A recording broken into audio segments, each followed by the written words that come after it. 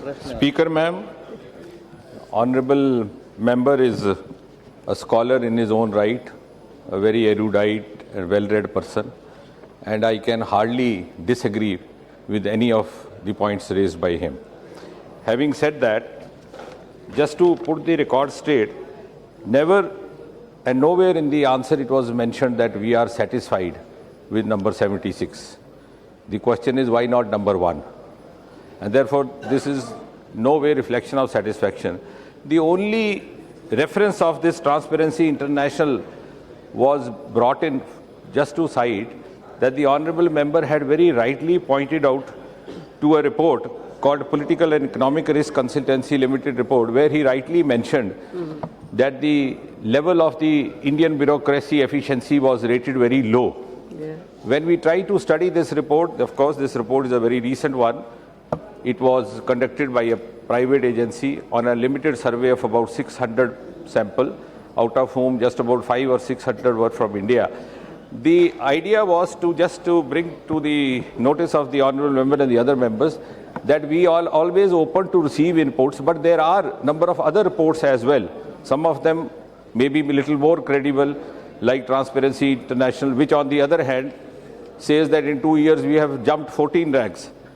On the other hand, we have World Bank report which says we have jumped 20 ranks from 140 in 2014 to 130 in 2012.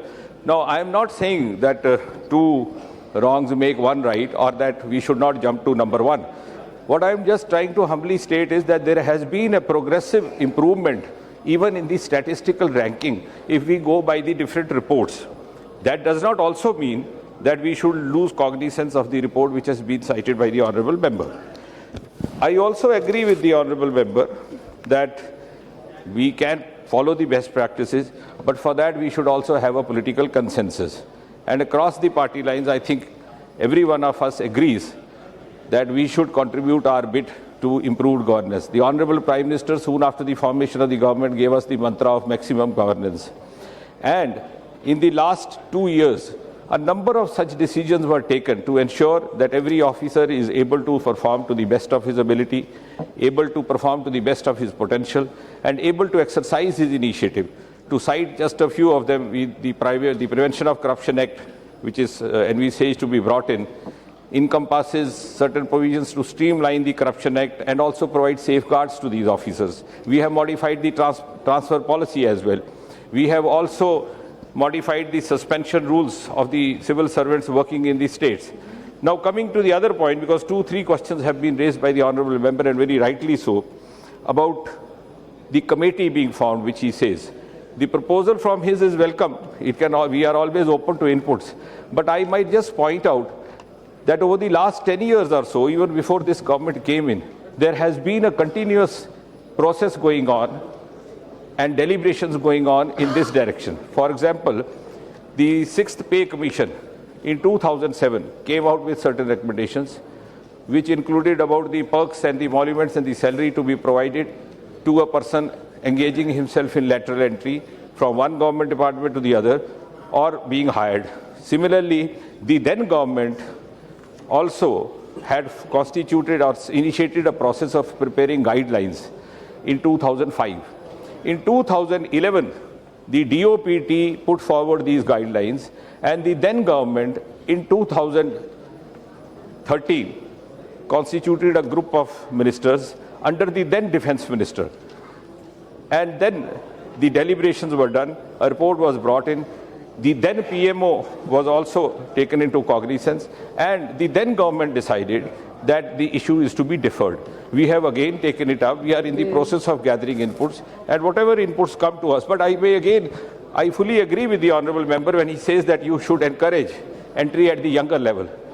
But I am sure he would also cooperate with us in dealing with the dilemma of this IAS qualification age or eligibility age being increased from time to time, which has been happening even before this government came in.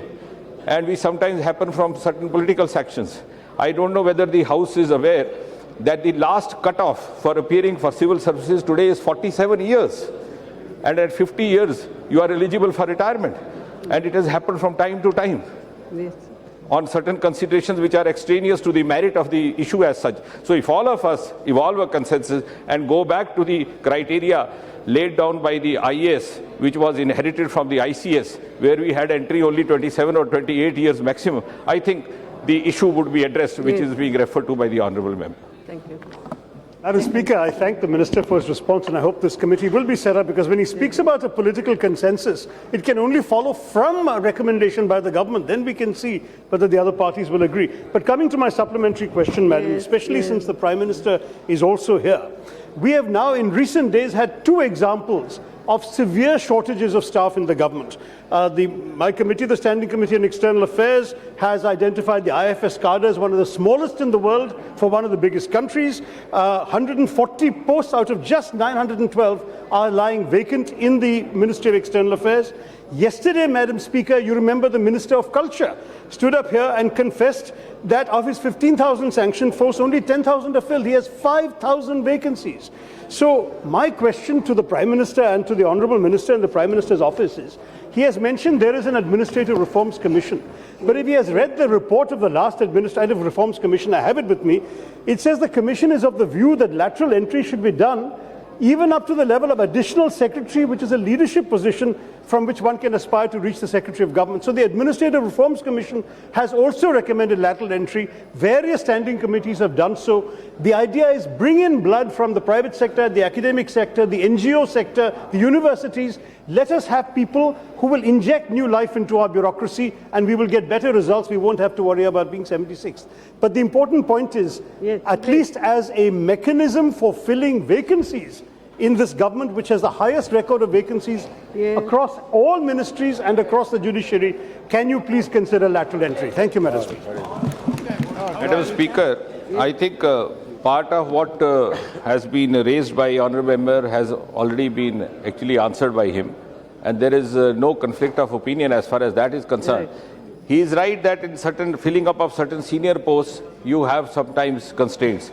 But I think that goes back to the earlier question, because you don't have entries in a sufficient number at the lower level. And you would agree, because the Honourable Member is better informed on the issue than me, that as in the hierarchy you proceed, it's like a pyramid. So by the time you become an additional secretary or a secretary, you are hardly having 1 year or 6 months of posting left. There are certain posts which require a minimum tenure of 2 years.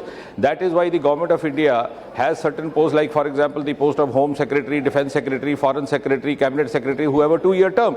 Now this constraint can be addressed at the fundamental level, and that is why I referred to the consensus on this issue, because otherwise we would keep having, because there is a certain mechanism in level. You cannot have a lateral entry unless you have put in 9 years of service. Then after you have put in 9 years service and you are put on a deputation, then you can have at one stage 3 years, extendable to 5 years maximum in your entire career. And then again you have a cooling off period for 3 years. Now cooling off period for 3 years for a person who just has 2 years left for retirement becomes a constraint. So these are certain fundamental issues. That is why I agree with him. The Administrative Reforms Committee suggested, and we agreed, that as far as the additional secretary is concerned, the cooling off would be just 1 year, because he wouldn't have left much of that. Maybe he may not be left within 1 year. So it requires to be addressed at the fundamental level, and I'm sure all of us together would sort out this. Thank you. And as far as the recruitment is concerned, certainly about 1,742 recruitments had been made in the last 1 year. The process of recruitment has certainly increased.